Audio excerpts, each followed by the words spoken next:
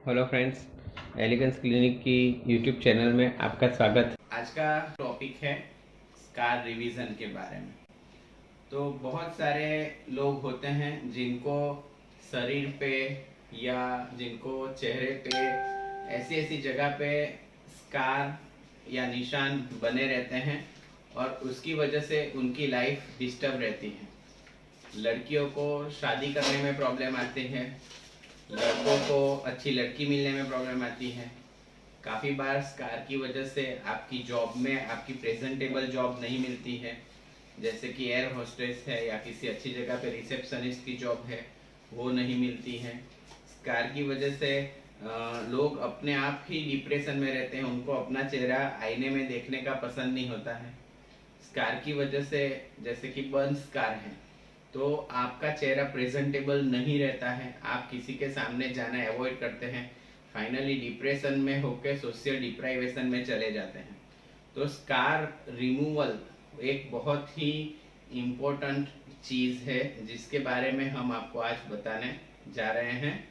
ये जो भार्गव है आप सब जानते हैं उसको, वो मेरे साथ में एलिगेंस क्लिनिक में कॉस्मेटोलॉजिस्ट है और आज हम ये प्रयास करेंगे आपको स्कार रिवीजन के बारे में बताने का।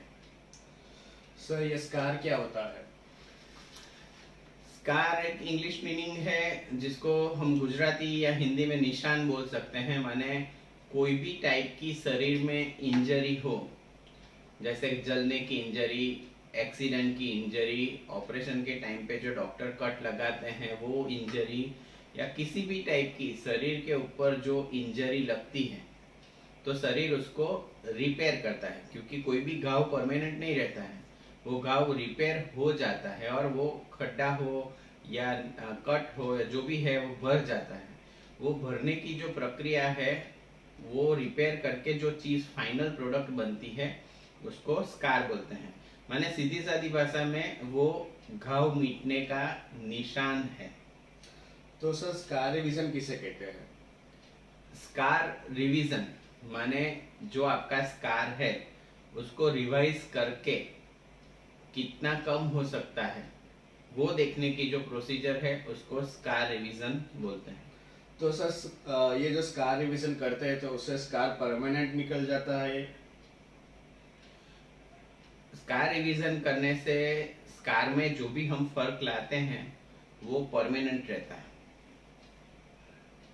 और ये स्कार रिवीजन जैसे आपने बताया कि परमानेंट रहता है, तो पूरा निकलना होता है या फिर थोड़ा कुछ दिखता भी है? यहाँ पे समझना जरूरी है कि स्कार ऑलरेडी जब बनता है तो चमड़ी के दूसरे लेयर के नीचे डैमेज होती है तभी स्कार बनता है। आगे हमने बताया था कि चमड़ी के 7 लेयर होते हैं, उसमें से अगर ऊपर के 2-3 लेयर में डैमेज है तो आपकी स्किन की हीलिंग बिना स्कार के हो जाती है। लेकिन अगर आपकी जो इंजरी है या जो भी डैमेज है वो चमड़ी में अंदर तक है तो वो स्कार परमानेंट रहता है। स्कार रिवीजन का जो रिजल्ट है वो भी परमानेंट रहता है, लेकिन स्कार रिवीजन से आपको ये बहुत ही अच्छी तरीके से दिमाग में डालने की जरूरत है कि स्कार कभी निकलता नहीं है। स्कार दिखना कम हो सकता है, स्कार का साइज कम हो सकता है, उसकी दिशा बदली जा सकती है, वो कम से कम दिखे वैसा हो सकता है, उसकी चौड़ाई कम हो सकती है, वो एबनॉर्मली आपकी आंख या नाक या कहीं पे सॉफ्ट टिश्यू को खींच रहा है वो सेटल हो सकता है। मैंने बहुत सारी चीज़ें सेटल हो सकती हैं, लेकिन स्कार कभी जाता नहीं है। जो आपका स्कार है वो बहुत अच्छी तरीके से उसमें फर्क पड़ता है जिससे आप प्रेजेंटेबल हो पाए, आपको जो चेहरे पे डिस्ट्रेस था वो डिस्ट्रेस कम हो पाए, लेकिन स्कार कभी पूरा निकलता नहीं है। स्कार रिवीजन से कोई अलग अलग मेथड से होती है क्या? स्कार रिवीजन के लिए बहुत सारी अलग अलग मेथड होती है, क्योंकि स्कार बहुत अलग अलग तरीके से बनते हैं। जैसे कि मैंने बताया बर्न्स का स्कार, एक्सीडेंट का scar, cut scar, depressed scar, acne के स्कार। तो जिस जिस तरीके के स्कार होते हैं उसके हिसाब से उसकी ऑपरेशन की मेथड अलग अलग होती है। छोटे स्कार के लिए प्राइमरी सर्जरी होती है, बड़े स्कार के लिए स्टेज वाइज आप उसको एक्सरसाइज कर सकते हैं। कोई छोटे मोटे स्कार है तो उसके लिए आप सब सीजन कर सकते हैं। डिप्रेस स्कार है तो सब सीजन करके आप अंदर फेट ग्राफ्ट कर सकते हैं। अगर बोनी जगह पे माने हड्डी वाली जगह पे डिप्रेस स्कार है तो आप अंदर इम्प्लांट या टाइटेनियम की मैश रख सकते हैं।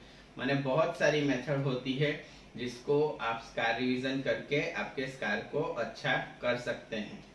स्कार रिविजन के लिए कौन सा एनेस्थीसिया की जरूरत पड़ती है? अगर छोटे मोटे स्कार हैं, चेहरे पे स्कार है, तो ज्यादातर लोकल एनेस्थीसिया में ये सर्जरी होती है। लेकिन अगर कोई बड़ा स्कार है, जैसे कि क्लेफ्ट लिप का स्कार, माने जिन जिन बच्चों को होंठ जन्मजात फटा हुआ आता है, उनका अगर स्कार रिवीजन करना है, जैसे कि आगे सर्जरी हुई है लेकिन वो सर्जरी से वो खुश नहीं है और वापस सर्जरी कराना चाहते हैं, तो वैसी कोई बड़ी सर्जरी है तो उसके लिए जनरल एनेस्थीसिया भी देना पड़ सकता है। लेकिन ज्यादातर scar revision 90% I would say कि आपका लोकल एनेस्थीसिया में हो जाता है। स्कार रिविजन के लिए एडमिशन की जरूरत होती है? जिन जिन सर्जरी में लोकल एनेस्थीसिया यूज होता है उन सर्जरी के लिए एडमिशन की जरूरत नहीं होती है। जो स्कार के लिए आपको एनेस्थीसिया दिया जाता है उसके लिए या तो डे केयर माने हाफ डे या फुल एडमिशन की जरूरत पड़ सकती है। लेकिन मोस्ट ऑफ द स्कार जो है वो डे केयर सर्जरी में विदाउट एडमिशन आप कर सकते हैं। स्कार रिविजन में मेडिक्लेम पास होता है क्या?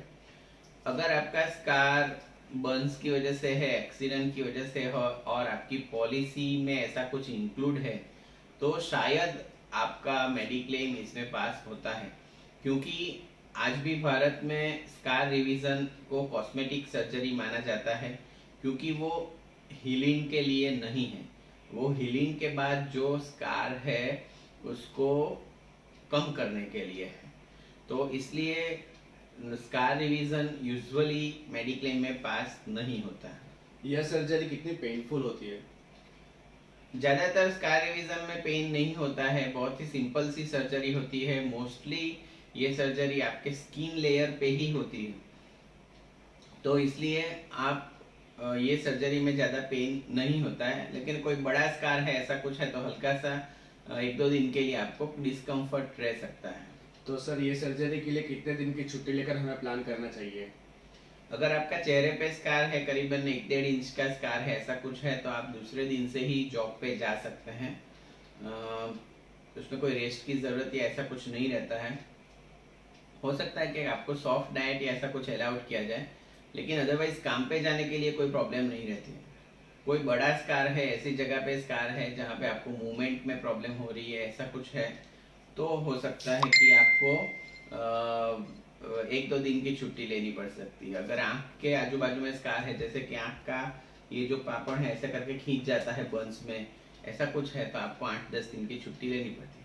तो जब आप सर्जरी के लिए आते हैं तो आपके डॉक्टर से बात करके आपको कितना छुट्टी लेना पड़ेगा, लेकिन जनरली 1-2 दिन के अंदर आपका सेटलमेंट हो जाता है।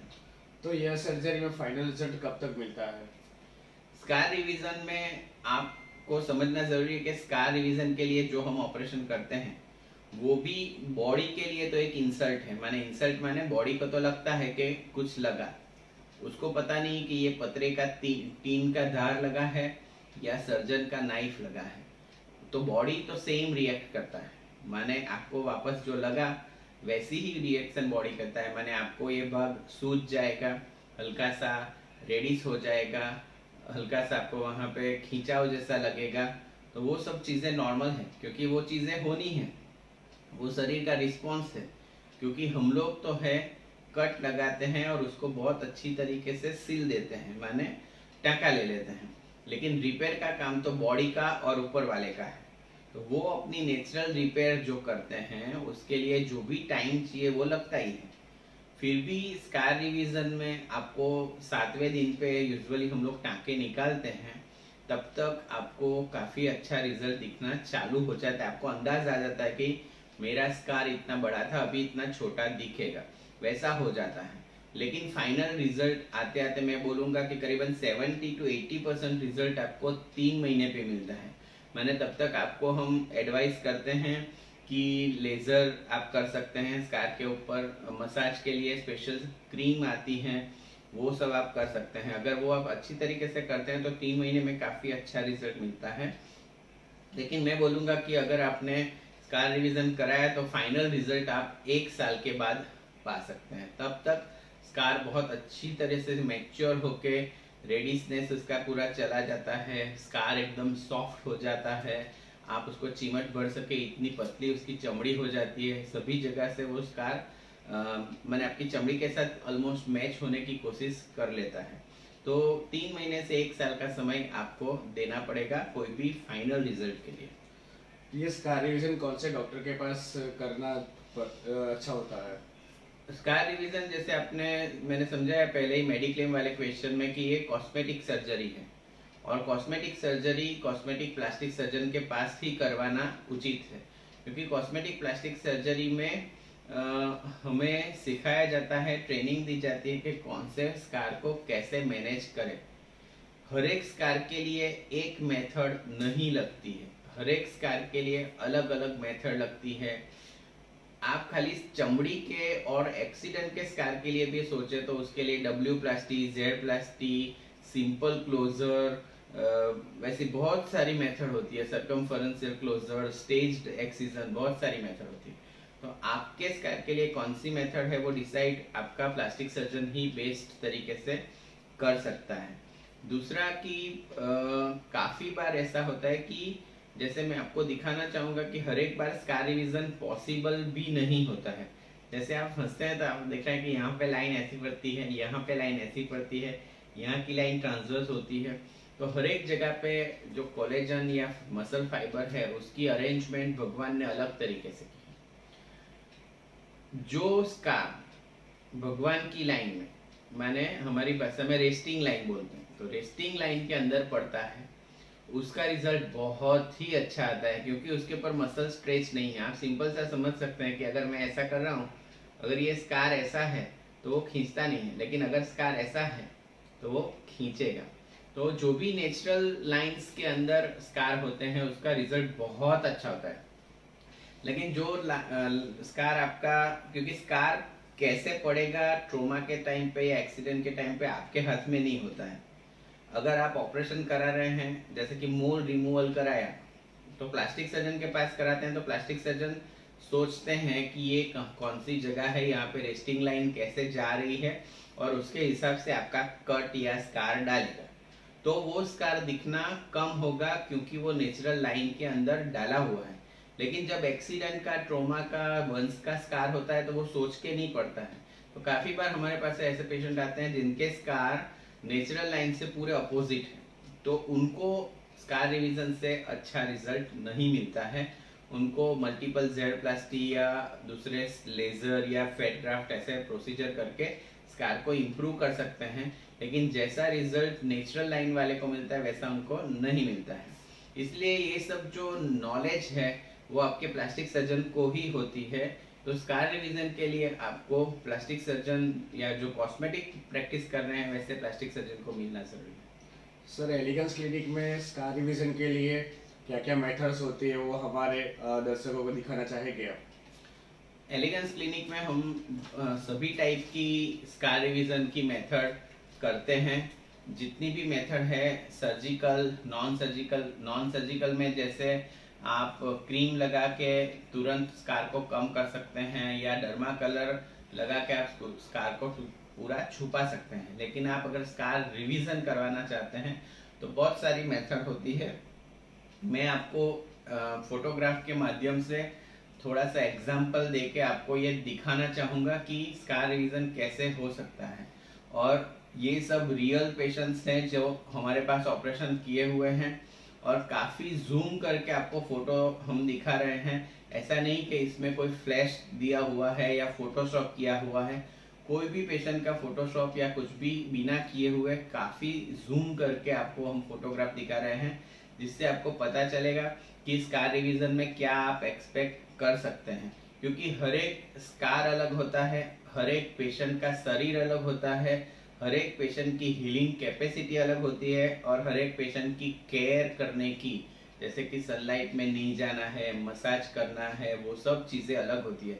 तो मैं जो फोटोग्राफ दिखाऊंगा वैसा ही रिजल्ट हर एक पेशेंट को मिले ऐसा ज़रूरी नहीं है, लेकिन ज़्यादातर पेशेंट को अच्छा रिजल्ट मिलना है।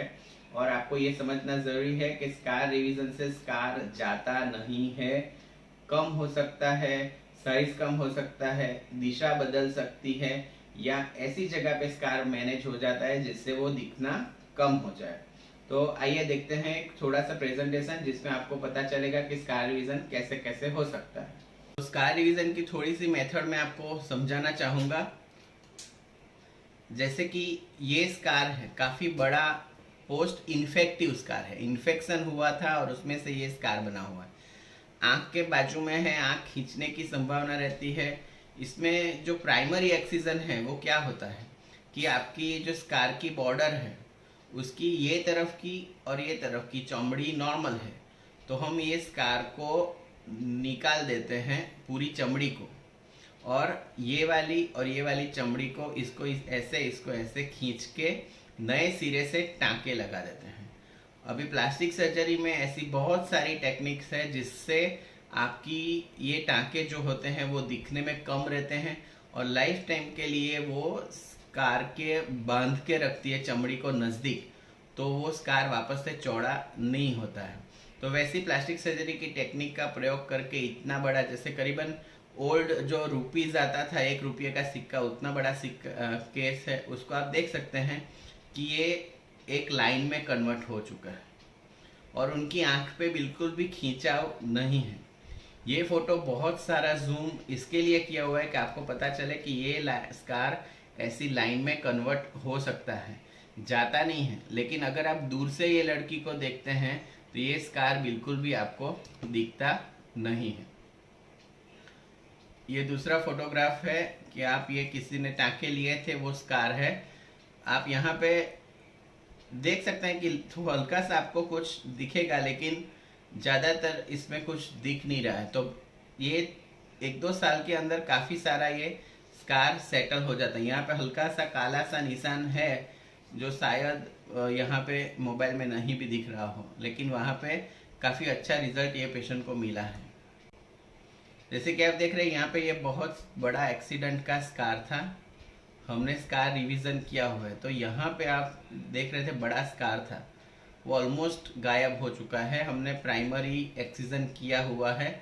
और यहाँ पे मैं आपको बताना चाहूँगा ये सब रियल पेशेंट हैं, रियल पेशेंट के फ़ोटो हैं और ये रिज़ल्ट आप अच्छी प्लास्टिक सर्जरी करा के पा सकते हैं। यहाँ पे ये क्लेफ्ट लिप का ऑपरेशन किया हुआ था, तो बीच में बाल नहीं आते थे, स्कार थोड़ा सा ऊंचा नीचा था, तो उन्होंने डिसाइड किया था कि ये जो स्कार है उसका मैनेजमेंट उनको करना था। तो ये स्कार मैनेजमेंट करने से क्या होता है कि जब मूछें आती है तो यहाँ पे मूछ नहीं आती है स्कार में, तो उसके बाद उनको यहाँ पे मूछें आती थी और उनका जो चेहरा था काफ़ी प्रेजेंटेबल हो जाता है। बीच में ये जो खांच सब दिख रही थी वो सब खांच भी उनकी कम हो जाती है। अब ये जो केस है वो डब्ल्यू प्लास्टिक का है। चेहरे पे यंग लड़कियों के चेहरे पे आप देखते हैं कि आप किसी ओल्ड आदमी को देखते हो तो जो फोरहेड की रिंकल्स होती है वो ट्रांसवर्स होती है। आप अपने आप को आईने में देखो, आईब्रो ऊपर करोगे तो यहाँ पे ट्रांसवर्स लाइन होती है, आड़ी लाइन होती है, और ये स्कार आड़ी लाइन में नहीं था, अलग दिशा में था। तो उसको निकालने के लिए हमने मल्टीपल डब्ल्यू का उपयोग किया। डब्ल्यू टेक्निक होती है, वो डब्ल्यू टेक्निक का उपयोग करके ये स्कार को हमने मैनेज किया है। आप जैसे देख रहे हैं यहाँ पे दोनों फ्लैश फोटोग्राफ है, लेकिन यहाँ पे स्कार दिख रहा है, यहाँ पे ऑलमोस्ट एक हल्की सी लाइन जैसा आपको दिख रहा होगा। ये दूसरा जो ये डब्ल्यू प्लास्टिक मैंने बताया, मैंने अभी तक के जो रिजल्ट थे वो सब है प्राइमरी एक्सीजन। प्राइमरी एक्सीजन मैंने स्कार को पूरा निकाल देना और आजू बाजू की अच्छी चमड़ी को खींच के वापस से नए सिरे से टाँके ले लेना। तो काफ़ी बार स्कार ऐसी जगह पे होता है, अगर आप सोचते हैं कि ये स्कार को और यहाँ को मैं पूरा ये निकाल दूंगा और यहाँ की चमड़ी और यहाँ की चमड़ी को खींच के टाँका ले लूँगा तो क्या होगा, आँख खींच जाएगी। तो वैसे में हम स्टेज एक्सीजन का प्रयोग करते हैं। स्टेज एक्सीजन क्या होता है कि पहली बार में आपका आधा स्कार निकाला जाएगा जिससे कि आँख खींचे नहीं, और 2-3 महीने के बाद जब अपनी चमड़ी वापस से रिलैक्स हो जाती है तो दूसरा स्टेज करके हम बाकी का स्कार निकाल देते हैं। मैंने ये रिजल्ट जो आपको दिख रहा है वो 2 स्टेज के बाद का रिजल्ट है। आप ऑलमोस्ट स्कारलेस हो गया है वहाँ पे, क्योंकि आँख की चमड़ी बहुत पतली होती है तो वहाँ के रिजल्ट बहुत ही अच्छे आते हैं। ये है बहुत जिनको टीबी होता है और टीबी की वजह से गांठ में इन्फेक्शन हो जाता है, नाक वो गले में, वो सब स्कार थे। तो हमने इनका फर्स्ट स्टेज किया हुआ था। आप देख रहे हैं कि यहाँ पे पूरे स्कार नहीं निकले हैं, लेकिन जो भी चौड़े चौड़े स्कार थे, आप जैसे देख रहे हैं यहाँ पे करीबन 2-2.5 इंच का स्कार था, अभी ये करीबन 1 इंच का रह गया है। तो जो भी ये करीबन 1.5 इंच का स्कार था वो अभी एक हल्की सी लाइन जैसा रह गया है। तो ये फर्स्ट स्टेज है, उसके बाद दूसरे स्टेज करके उसको इम्प्रूव कर सकते हैं। सिमिलरली ये बड़ा बंस का स्कार था, तो पहली बार में इतना गया, दूसरी बार में ऐसा गया, तीसरी बार में ऐसा गया, करके 4 स्टेज करके हमने इसको, अब यहाँ पे एक लाइन जैसा आपको दिख रहा होगा, तो ये जो लाइन दिख रही है वो लाइन है कि जहाँ पे हमने ये चमड़ी को खींच के फाइनल उसको यहाँ पे लाइन बनाई हुई है। तो ये जो लाइन है वो ये 4 स्टेज करके हमने स्कार रिवीजन किया हुआ है। स्पेशल केसेस होते हैं क्लेफ्ट लिप के, इनका क्लेफ्ट लिप रिपेयर किया है लेकिन यहाँ पे खांचा अभी भी बना हुआ है और ये स्कार की वजह से वो खुश नहीं थे, तो स्कार रिवीजन किया हुआ है। अभी आप यहाँ पे स्कार बिल्कुल दिखता नहीं है, हालांकि यहाँ पे अभी भी हल्का सा ये सूजन है, लेकिन ये 1 साल में चला जाता है। अगर आप साइड से देखते हैं तो भी ये लिप का जो ये बॉर्डर है काफ़ी अच्छी तरीके से सेटल हो गया है, जैसे ये वाइट रोल जिसको बोलते हैं वो बहुत अच्छी तरीके से सेटल हुआ है और स्कार दिखता नहीं है। जबकि यहाँ पे आपको एक खांच दिख रही है, तो वो खांच की वजह से वो लड़की खुश नहीं थी। दोनों जगह पे जो खांच थी, नीचे और ऊपर, सभी दूर हो गई है। आप दूसरी क्लेफ्ट लिप का केस देखेंगे तो यहाँ पे भी ये लिप अच्छा नहीं बना था, तो उसका रिवीजन करके हमने काफ़ी अच्छा उसका लिप बना के दिया हुआ है। काफ़ी बार ऐसा होता है कि आप आँख के या होंठ के इतने नज़दीक होते हैं कि चमड़ी को खींचने की संभावना नहीं रहती। यहाँ पे नॉर्मल चमड़ी है ही नहीं आगे खींचने के लिए, तो वैसे में हमको कहीं और से चमड़ी लाके लगानी पड़ती है। तो यहाँ पे आप देख रहे हैं कि ये हमने कान के पीछे की चमड़ी लाके लगाई हुई है और करीबन काफ़ी सारा मैच हो चुका है। यहाँ पे अगर हम बाद में लेज़र या डर्मेब्रेजन करते हैं तो ये जो लाइन है, क्योंकि यहाँ की लाइन नहीं दिख रही है, ये जो लाइन है वो लाइन भी आपको डर्मेब्रेजन या लेज़र करके दूर हो सकती है। ये पोस्ट ट्रॉमेटिक स्कार है। लिप आप देखो कितना ख़राब है, ऊपर खींचा हुआ है, यहाँ पे केलोइड जैसा हाइपरट्रोफी हुआ है, वो काफ़ी अच्छी तरीके से हमने सेटल किया हुआ है। यहाँ पे मूछें नहीं उगती है, लड़कों में अगर मूछें नहीं है तो ख़राब दिखता है, तो वो चीज़ भी हम यहाँ पे कर सकते हैं। और ये फेस सेटल होने के बाद ये स्कार के अंदर हम हेयर ट्रांसप्लांट भी कर सकते हैं, जिससे कि आपकी मूछें अच्छी आए और आपका चेहरा और स्कार बिल्कुल दिखे नहीं और चेहरा बहुत अच्छा दिखे। ये नाक के ऊपर की स्कार है, नाक अपने चेहरे का सेंटर है, तुरंत दिख जाता है, तो वो नाक का स्कार हमने प्राइमरी एक्सीजन किया हुआ है।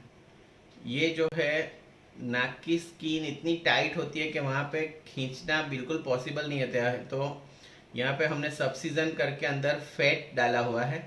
स्कार वैसा का वैसा ही है, लेकिन उसने अपना कलर बदल दिया है। ये बहुत ही जूम किया हुआ है, इसलिए आपको इतना दिख रहा है, दूर से बिल्कुल दिखता नहीं है। तो ये जो स्कार है उसके नीचे फैट डालने से फैट के अंदर स्टेम सेल होते हैं जो अपने स्कार का कलर बदल देते हैं। तो अगर आप स्कार निकालते नहीं भी हैं तो भी स्कार का कलर इम्प्रूव हो जाने से, क्योंकि ये स्कार क्यों दिख रहा है कि वो काला कलर का है, तो स्कार का कलर इम्प्रूव हो जाता है। इसके लिए बाद में आप लेज़र और क्रीम्स भी यूज़ करना पड़ता है।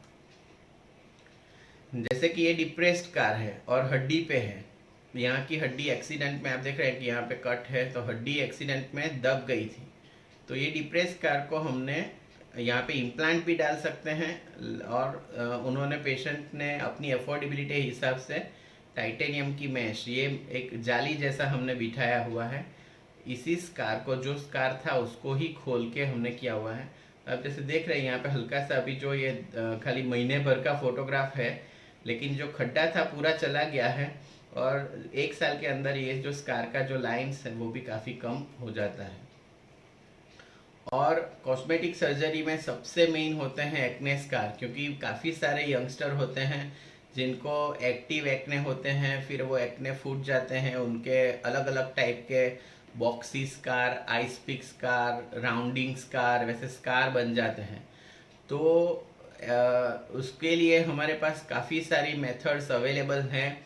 जैसे कि आप सब सीजन कर सकते हैं। सब सीजन माने क्या कि आपका स्कार जहाँ पे चिपका हो वहाँ से हम उसको अलग कर देते हैं। उसके बाद अंदर फैट भर सकते हैं जिससे कि स्कार के कलर जो, क्योंकि ये काले कलर के स्कार होते हैं, वो निकल जाते हैं।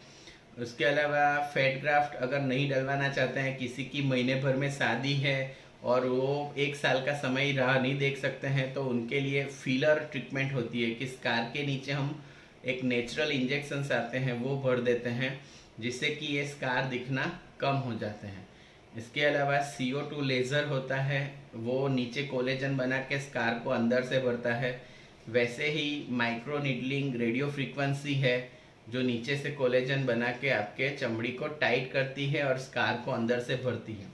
तो एलिगेंस क्लिनिक में स्कार के लिए हमारे पास बहुत सारी ट्रीटमेंट हैं। आपने बहुत सारे एग्जांपल देखे कि primary excision, stage excision, W plasty, Z plasty, fat graft, titanium के मैश, यहाँ पे जैसे सब सीजन के साथ में आप यहाँ पे देख रहे हैं कि ये CO2 लेज़र और माइक्रो नीडलिंग भी किया हुआ है। तो हर एक तरीके की जो स्कार की रिवीजन करने की फैसिलिटी है वो हमारे पास है। और इसके अलावा जो स्कार को मैनेज नहीं हो सकता है, हम पेशेंट को क्लियर कट बता देते हैं कि आपको लाइन के अंदर स्कार नहीं है तो आपको इतना रिजल्ट मिलेगा। इसके अलावा काफ़ी स्कार को हम हेयर ट्रांसप्लांट कर देते हैं, जैसे कि जो एरिया हेयरी है और अंदर स्कार है तो हम उसको अंदर हेयर ट्रांसप्लांट कर सकते हैं। हमारे पास स्काल्प माइक्रो पिगमेंटेशन की भी मेथड है, जिससे कि आपके स्कार के अंदर हम एक हेयर जैसे टैटू बना सकते हैं। तो मूंछों पे स्कार है या आपके बियर्ड में कोई स्कार है तो उसको हम SMP या हेयर ट्रांसप्लांट करके ठीक कर सकते हैं। मैंने जितनी भी पॉसिबल मेथड है स्कार रिवीजन की वो हमारे यहाँ पे होती है। हमारा एड्रेस, फ़ोन नंबर और कॉन्टैक्ट डिटेल यहाँ पे दिए हुए हैं। इसके अलावा ये QR कोड को स्कैन करके आप हमारे वेबसाइट पे जा सकते हैं जो है drashutosha.com। दूसरे QR कोड को स्कैन करके आप जा सकते हैं हमारे YouTube चैनल पे जो है elegance clinic doctor Ashutosh Shah. इसको आप सब्सक्राइब भी कर सकते हैं, इसका बेल आइकन भी दबा सकते हैं और वीडियो आपको अच्छा लगा तो उसको आप लाइक और शेयर भी कर सकते हैं। और हमें आपकी कमेंट्स का इंतज़ार रहेगा। और आपके समय के लिए धन्यवाद।